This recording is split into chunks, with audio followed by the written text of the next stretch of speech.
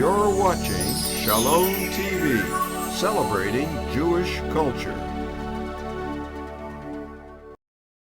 Funding for Shalom TV has been provided by the following.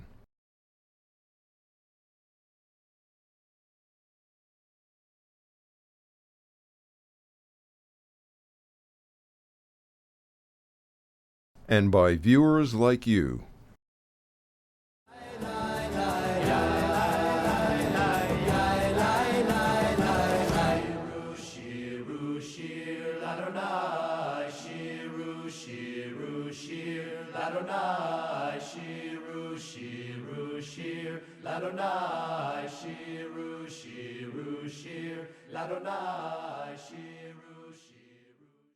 One of the more important challenges of contemporary Jewish life is the issue of Judaism and the other.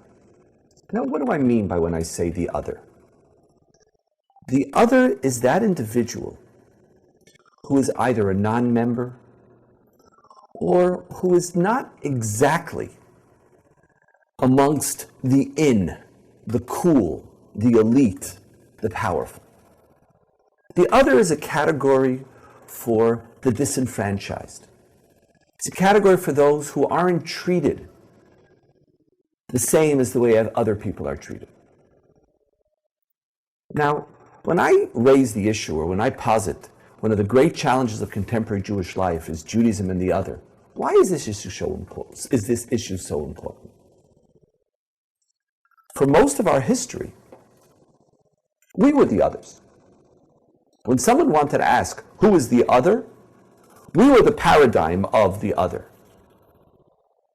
If Christianity or Islam had a question, how do we deal with the other? The question was, how do they deal with the Jew? The nation states asked the question, how do we deal with the other? What are the rights of the other? What are the rights of the Jew? When Napoleon wants to start, or when we begin with emancipation and enlightenment, the beginning of the notion of the modern nation state, in which membership is not determined on the basis of religion, who was the other who was now going to be included? It was the Jew. So for most of our history, when somebody wanted to talk about the other, who was the other? The other was us. We owned the category. We were the paradigm of the category. Why is then this such a central question today? Because today, the core reality of Jewish life has been transformed. We're not the others anymore. We're not the others in Israel. We are now determining our own country. We now have power. We are the majority. We're also not even the other in the same sense in North America anymore. We determine, we're part of the Judeo-Christian ethic of a society. We are a people of power. One of the fundamental features of otherness is the experience of powerlessness, of being affected by others, of not shaping your destiny, but being shaped by those who have all the resources. The reality of Jewish life today is one of power, one of competency, one in which we now have to ask ourselves, how do we treat the other? What's our philosophy of the other? We didn't have to build a philosophy of the other. Now, however, we do. If we want to live up to our moral standards, if we want to be who we ought to be, we have a responsibility to ask ourselves, what is Judaism's attitude towards the other?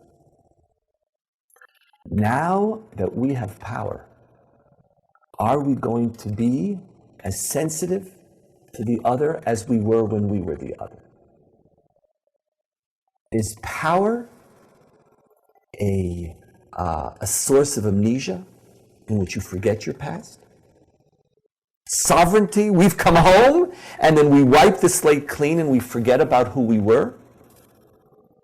Or does the otherness, which was so central a dimension of Jewish consciousness, continue to affect and guide us now that we aren't the other anymore, or now that we're not the other to the same sense that we were before? See, in reality, everybody's somebody else's other. And that's why this issue is also so important. In our world, we've come home, but we're the other in the Middle East. Every country is somebody else's, is at the same time you are an insider and you're an outsider. You have the power and you want something from somebody else who looks at you and says, 1 second, do you deserve it?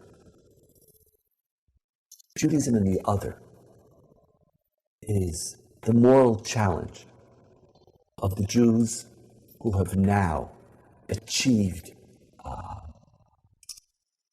not simply power, but who've made it. We've made it. Jews of success have to ask themselves the question, what is our philosophy and approach and responsibility to the other? Now, we're going to deal with this issue this year on multiple levels. Levels which pertain particularly to the challenges of Israel, levels which pertain to Jews who live around the world, levels which deal with the other in many ways independent of the size of the community in which we're living.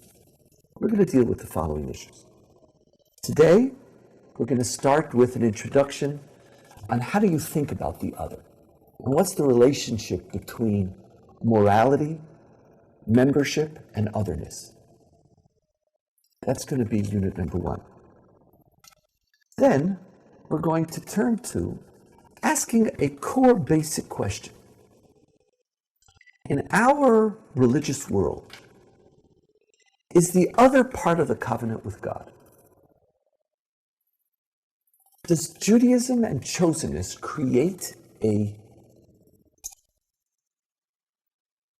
monolithic, narrow sense of God's consciousness in which only Jews are part of God's world? Or do we have a notion that even post-chosenness, without undermining chosenness, do we still understand that God has a relationship to the world? So the first issue is going to be the question of the status and understanding the issue of the other and moral responsibility to the other. The second is going to be, when we look at the world, when we look at God's universe, has chosenness dramatically altered God's consciousness, or do we still have a notion of God and covenant with the world? And this is in many ways the foundation of religious pluralism and attitudes towards other religions. Then we're going to look at different examples of others. One example is going to be the Ger Toshav, the stranger in our midst. With our return to power in Israel, for the first time, Jews live in a reality in which others want to come live with us. This is for most of our history, people couldn't kick us out fast enough. And now we Jews are own a place where others want to come to better themselves, to find freedom, to find economic opportunity. All of a sudden, we experience the reality of migrant workers, foreign workers, strangers in our midst. How do we deal with those strangers who live in our midst? And the paradigm for that is the Ger Toshav, the stranger model of the Bible. Afterwards, we're going to look at a dramatically different notion of otherness, which doesn't pertain directly to Israel, but which is, one of the interesting features of contemporary moral consciousness is that they have inherited the otherness from the Jew and maybe from the African American. And that is others who are defined and treated as other on the basis of their gender identity or the basis of their sexual identity. So we're going to look at gender and sexual identity and the otherness that creates, and how do we think about our moral responsibilities towards that. And here we all have to understand that every religious tradition, because it has, especially ours, which has such a long past, has moral categories which belong sometimes in the past. And how do we update our moral consciousness on this new other that we're dealing with? Afterwards, we're going to come back to Israel, but it's not just Israel, but a challenge that all Jews deal with. And that is that now we are encountering an other who is attacking us. But before, they attacked us and we were the other. Now, we have an other who is our enemy. In other words, before we were the other, and the one who had the power was the enemy, and the question was, how do we get from them a minimal standard of decency to enable us to exist? Now we have the power, but we have an other who is not a stranger in our midst, who doesn't want to live with us, but is actually attacking us. Now what do? What's the morality of our response to others who threaten us? Then we're going to take the other in its broadest dimension, and that is the other is the world. We Jews have walked through history in which the primary agenda was Jewish survival. Post-Holocaust, Fackenheim speaks about the 614th commandment is not to give Hitler a posthumous victory by disappearing. So we're aware of our responsibility to Jews. But what is our relationship to the world at large? The whole world, not the world as enemy, not the world from the perspective of we being the other, but now that we have power, that we're part of the family of nations, how do we look at our relationship to the world at large? More than just tikkun olam, but does the olam exist? Does the world exist for us? And what claim does it make on us? And then at the end, we're going to move to a different dimension of other, which is critical and important in contemporary democratic and religious consciousness. And that is the other as that person whom we don't agree with. And here we're going to look at two different others. One is the other who is an insider, but who is different. And what is the measure of religious pluralism and tolerance that we have? And the second is the other who is the outsider within. One who is not simply within our, different, but within our cultural domain, but someone who rejects core features of our cultural domain. The deviant, the one who disagrees, is not just simply, someone who we argue with, but someone who is radically different than us. How do we deal with that other? And thus, we're going to move from the other who, as a conceptual category, looking at how Judaism deals with otherness and religiously deals with otherness vis-a-vis God's relationship to the world, to various particular others in Israel, others for Jews around the world, others who we can harm, others over whom we have power, and who are turning to us for some level of moral responsibility, equity, and decency. And finally, we're going to end with how otherness redefines our community itself by looking at those who are different within us. And how do we respond to them, knowing fully well that we now have the power to shape our community. And what type of community we're going to shape is going to be dependent on our understanding of otherness and its possibilities, otherness and its dangers, otherness and our moral obligations. The status of the other. First, it's important to understand and to admit and recognize that every community is a community of members. That the essence of being a community is to be a collection of individuals who the first thing that we do is we share membership with each other. That's what it means to be a community. And when communities distribute goods, the first good that they distribute is membership. We decide who is in and who's out. Who are those people who are going to be counted within our community, and who are those who are not going to be counted? Now, this act of distributing membership is not simply an act of giving a card. It's not even an act of saying who can live here. The act of the distribution of membership at its core creates a deeper loyalty between the society and its members, and between individuals and those who share membership with each other. When I say to you, you are a fellow member of my community, I'm not just saying that you get a right to vote. I'm not even saying that you get simply a right to live here. I'm saying that you have a right to a level of care from me. That you have a right to demand prioritization in the distribution of the goods of the society in a way that those who aren't members can't ask. Every society knows that what it gives to its members, it doesn't owe to its non-members. There is no society which says we have to distribute universal health care when the notion of universal health care is for the whole universe. Universal health care is health care for all those who are citizens and members of my society. When I have a notion of social security, or I have a notion of education, these are all goods which as a society I distribute, but I distribute it to my members. And I have no notion that anybody who comes has the right to claim of me all the goods that I have. Now the reason for that is that invariably there is a limit of there are limits to our resources. We have to make choices. We can't give everything to everyone. It would be wonderful if we could, but we can't. But even if we could, we wouldn't be the ones who do it.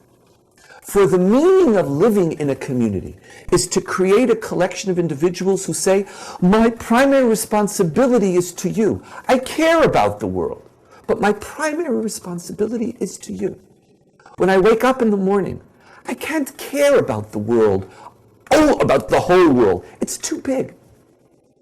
I see myself as a part of something. That's where I identify myself. It's those individuals who I walk through history with. Those are the individuals who I have a shared history with, a common past. And part of that common past is that we've walked together for centuries and cared for each other. Now, in our tradition, in one of the more basic statements of the ethical and of our moral responsibilities, it states in Leviticus 19, Ahavta l'reacha kamocha ani Adonai. You shall love your fellow as yourself. I am the Lord. But the translation misses a little bit, because the term is not simply fellow. Reacha is much more than fellow. Reacha is your friend. Reacha is the one who you live with. The essence of love, as depicted in Leviticus 19, is not love of the world. It's love of Reacha. It's love of your friend. It's love of the person who you have a shared destiny with. Ethics begins, let me state this as clearly as possible. Ethics begins with the recognition of loyalty. It counts on that loyalty. It builds on it. But it grows out of a sense of a bond between two individuals who can expect something of each other. Now, one of the great challenges of this loyalty-based ethics is that it could become exclusive, and it could become the source of moral depravity towards anybody who you don't call reacha. If you're not my rea, if you're not my friend, if you're not in my community, do you even exist? Now, our tradition is significantly challenged on this issue, and our record is not clear, and our record is not all lily white. In one of the most beautiful statements of moral obligation in our tradition, the law creates the responsibility of the forgiving of loans in the sabbatical year. As you know, there are two types of sabbatical year legislation. One is agricultural and one is economic. The economic one in Deuteronomy declares that loans and that the burden to repay these loans should not be perennial, that a person should not always be saddled by the financial mistakes that they made, and that there should be a chance to begin again. And so, in a beautiful piece of legislation, Deuteronomy states that every seventh year, any loan that was given within the seventh year cycle, whether it's 7 years, 6, 5, or 4, come the seventh year, loans are forgiven. But let me read to you the language which the Bible uses. Every seventh year you shall practice remission of debts. This shall be the nature of the remission. Every creditor shall remit the due that he claims for his fellow. The term is again re'acha. You shall not dun your fellow or kinsman, for the remission proclaimed is of the Lord.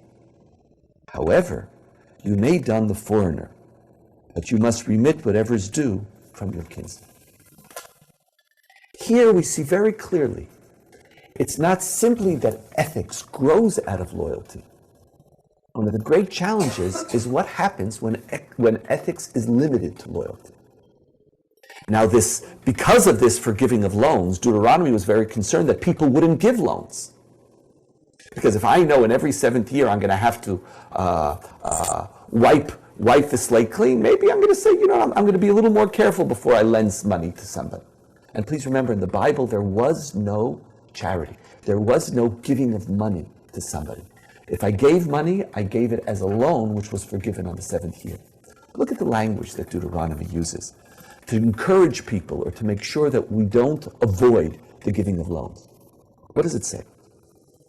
If, however, there is a needy person amongst you, one of your kinsmen, here we already use the word kinsman, achicha, in any of your settlements in the land that the Lord your God is giving you, do not harden your heart and shut your hand against your needy kinsman. Rather, you must open your hand and lend him sufficient for what he needs. Beware lest you harbor the base thought. The seventh year of remission is approaching, so that you are mean to your needy kinsman and give him nothing. He will cry out to the Lord against you, and you will incur guilt. Give to him readily and have no regrets when you do so, for in return the Lord your God will bless you in all your efforts and in all your undertakings. For there will never cease to be needy ones in your land. That is why I command you, open your hand to the poor and needy kinsmen in your land. We have here both, the Dickinsonian, it was the best of times and it was the worst of times. We have here the height of ethical sensitivity and at the same time the essence of the challenge that we have to deal with. When ethics is loyalty-based, it could demand things of people that you would have never thought possible. When ethics is loyalty-based, I could say to you, lend to somebody even though you know in 1 year's time it's going to be wiped off the face of the earth. It's the slate's going to be wiped clean. You are responsible for those who are living in your midst, and the limit of your responsibility is defined by the limit of their need. When ethics are grounded in loyalty, our ability to demand and to expect reaches heights that we would not have expected or which we could not have reached otherwise. But at the same time, when ethics is loyalty-based, it becomes the ethics of achicha and re'acha. It becomes the ethics of your kinsman, of your friend. And those who aren't in your society, in your community, those who aren't your immediate family, could become irrelevant in your moral priorities. So how do we ensure that we don't have the best and the worst? How do we ensure that on the one hand, recognizing that the principle of loyalty and concern for fellow Jews is one of the key features of our tradition. It's one of the beautiful aspects which has developed a sense of loyalty, responsibility, trust, and care, which is unparalleled. How do we ensure, is it possible for us to have a loyalty-based ethics, which doesn't at the same time abolish completely the moral responsibility to the other? That's the way I would define the issue of Judaism and the other. As we return to power, are we only going to have a loyalty-based ethic? Or is there going to be any place for the other within our moral consciousness? That's the question. Now, what I would like to explore today are three different ways in which our tradition tries to encourage us to not get rid of loyalty-based ethics, but to limit the negative consequences of loyalty-based ethics. How do we, on the one hand, still live within a community, but not allow that community to exhaust our moral responsibilities?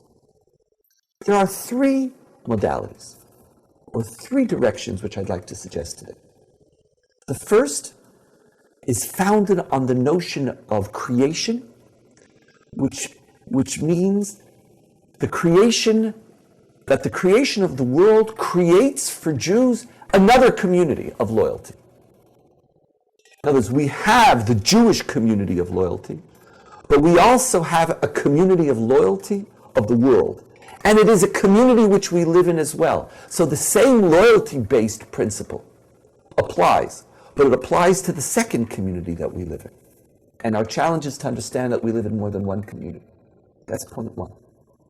Point two is that creation doesn't create simply another community. It also creates a paradigm for morality through the model that God creates for us in God's concern for the world. The God who creates is a God who teaches us to treat people in a certain way, and I'll expand on that in a moment. The God of creation doesn't allow for community-based loyalty to be exclusive. And the third is a way of redefining the meaning of the Jewish community to not simply being a community of kinsmen, but a community of fellow sufferers based on the particular history of the Jewish people. Those are three different modalities. Let's begin with the first.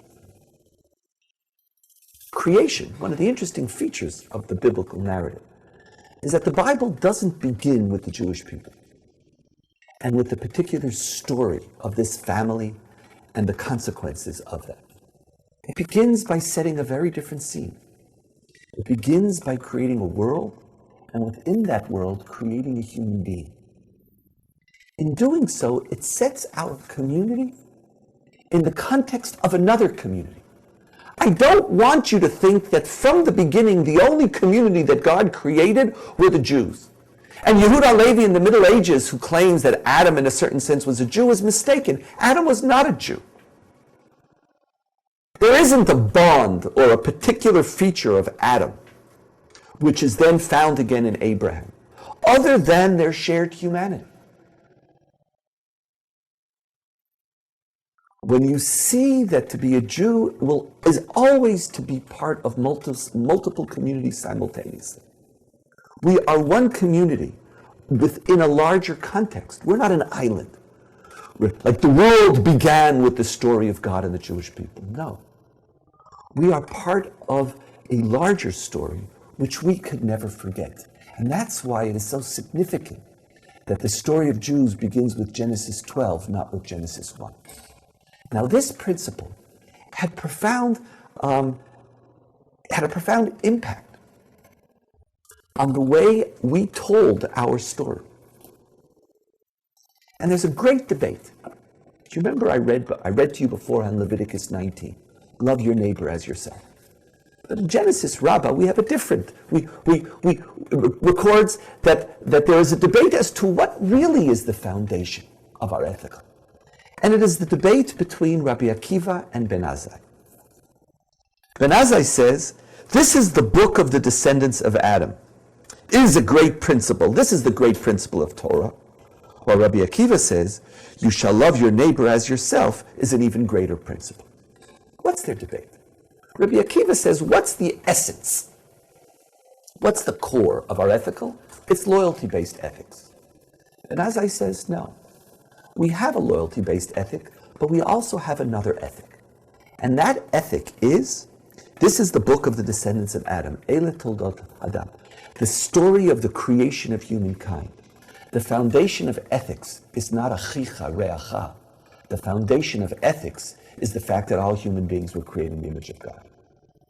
Being created in the image of God, the notion that the spilling of any blood is a violation of the image of God.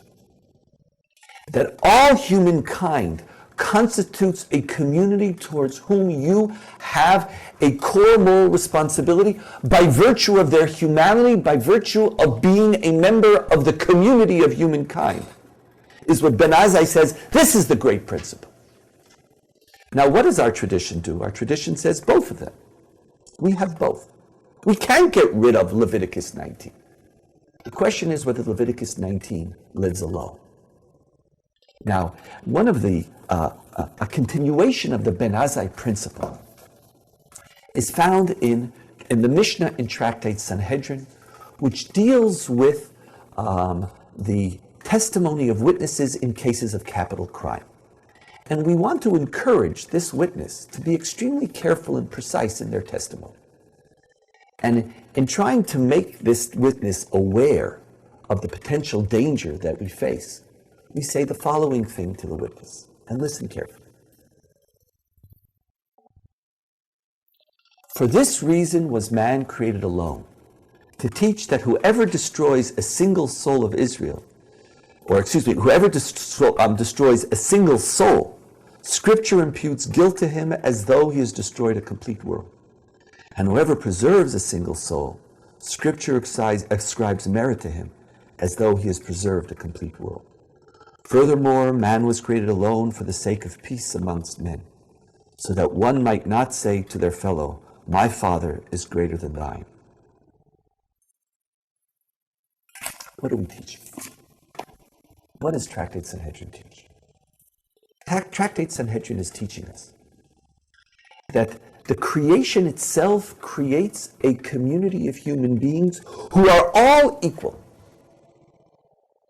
That creation creates a loyal to human being qua human being.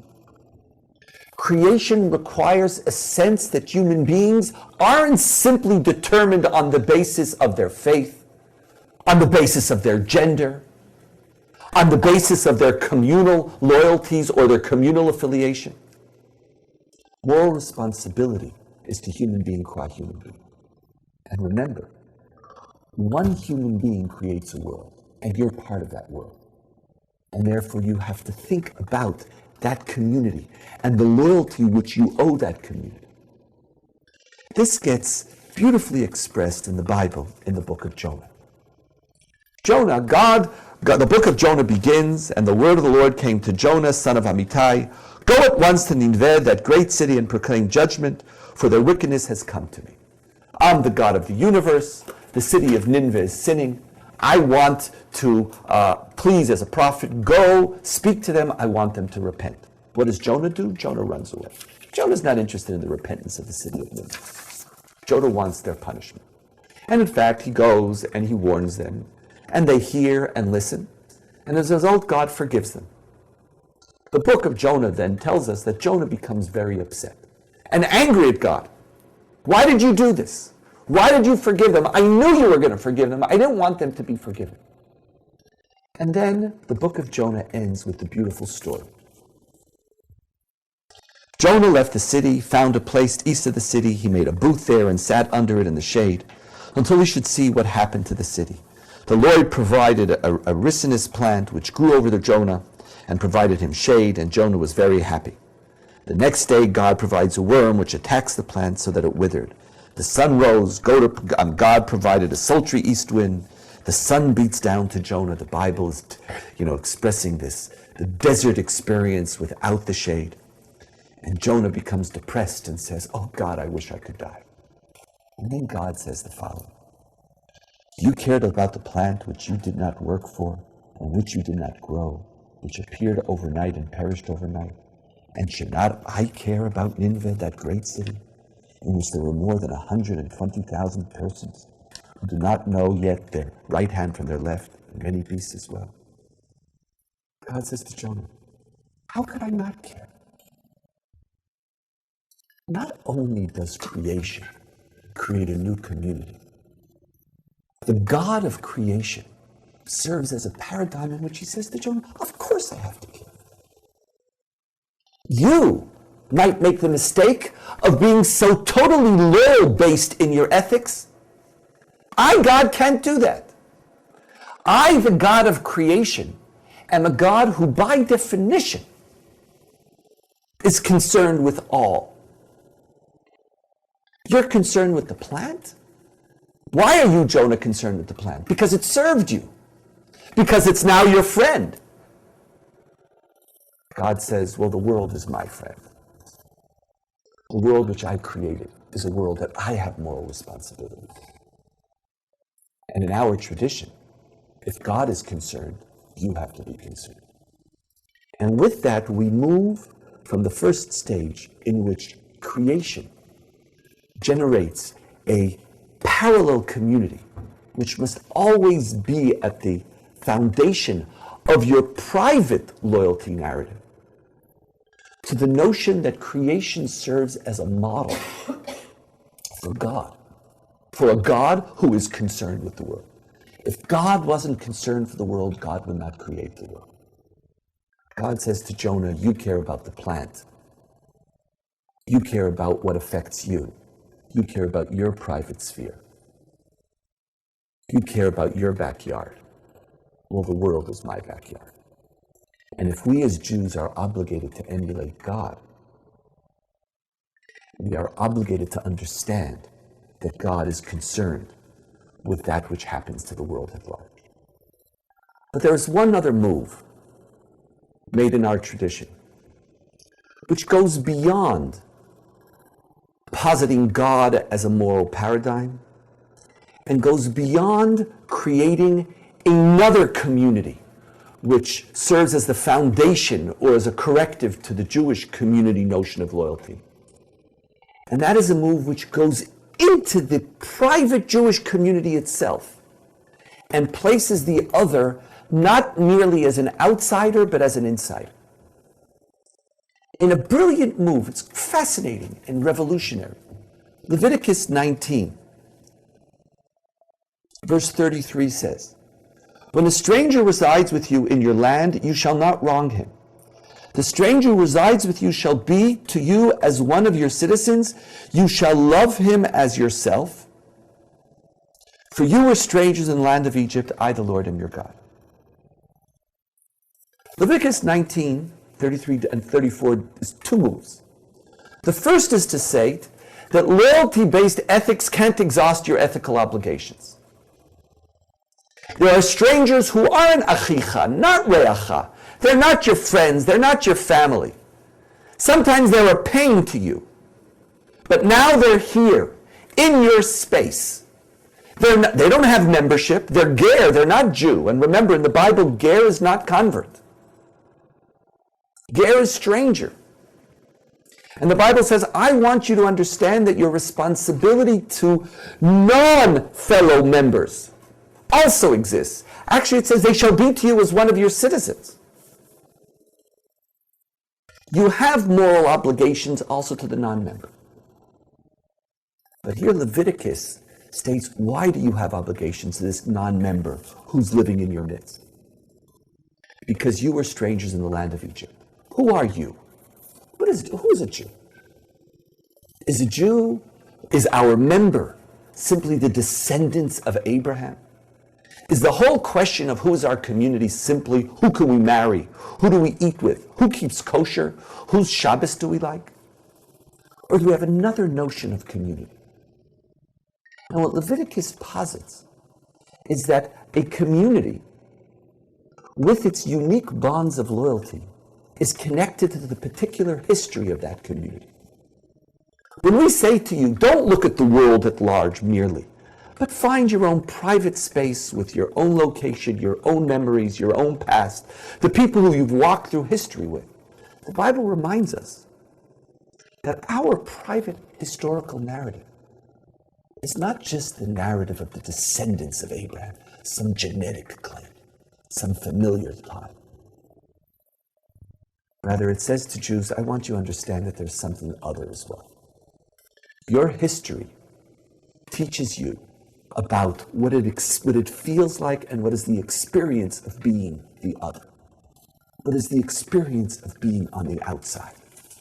And consequently, you have to treat the other in your midst not simply because God cares about them, and not simply because that other is a human being, qua human being, and your private narrative is part of the larger narrative, but because that other in your midst is part of your particular history.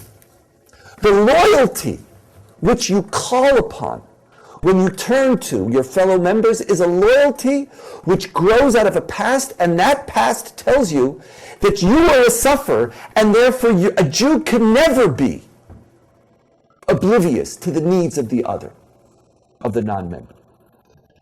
Jewish particular loyalty has a particular identity to it. I like the way that came out. Particularity in our tradition is particular. It's unique. It's different. It's not a particularity which creates a wall between us and others. That's not Jewish particularity. Jewish particularity is one that understands that our community is a community of fellow sufferers. And as fellow sufferers, we have a bond of loyalty to you because you're part of my story. And by the way, it's not by accident as a result that the exodus from Egypt became a core liberation story for people who never saw themselves as members of the Jewish people. They exited from Egypt, and because they were the oppressed, it becomes the story of all oppressed. In other words, part of our community is to share our oppression. Part of our community is to be at one with those who are others. That's our memory. That's our particularity. That's our loyalty. Now, I'm not claiming, and let's be very, very clear, that ethics needs to be completely universal without any distinction between communities and membership. That would be impossible. We don't live in the community of humankind qua humankind. We don't. We live as humans in our world within the context of particular identities, communities, national frameworks, religious structures. We belong not simply to the world, but we belong to a particular people. That's the way people see themselves and understand themselves. And in fact, I would argue that's the way ethics has the greatest chance of being assimilated in the consciousness of humankind. Loyalty-based ethics is the strongest foundation for ethics, not a notion of moral responsibility to human beings qua human beings. While the claim of universal ethics is a core feature that we all have to understand, loyalty-based ethics gets us up in the morning and creates an individual who will say, Hineni, I'm there for you. I don't want to get rid of particular ethics. I just want to make sure that particular ethics don't exhaust our ethics. Now, can we do that? Can we succeed?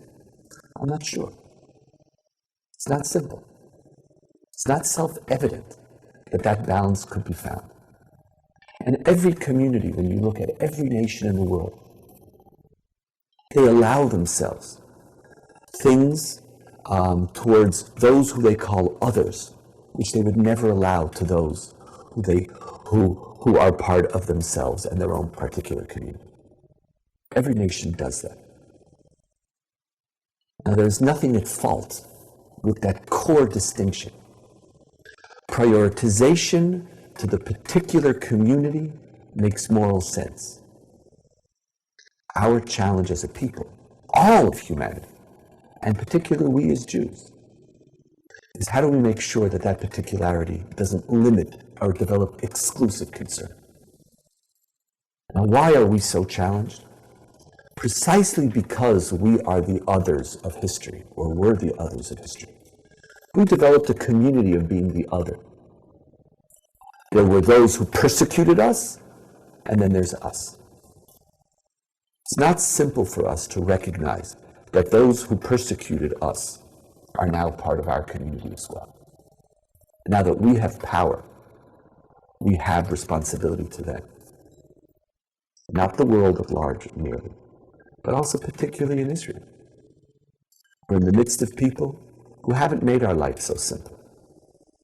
We're living in a neighborhood which very often makes us feel that we are still the outsiders. The experience of Israel is very often similar to the experience of the Jew of Europe or North Africa? What path are we going to take? Rabbi Akiva and Ben Azai posit two different possibilities. Ben Azai says ethics should be based on the notion of the community of humankind. Rabbi Akiva says ethics should be based on loyalty. As Jews, our answer is yes, we're both right. Finding the synthesis and the balance is the core challenge and responsibility of Jewish life in the modern world.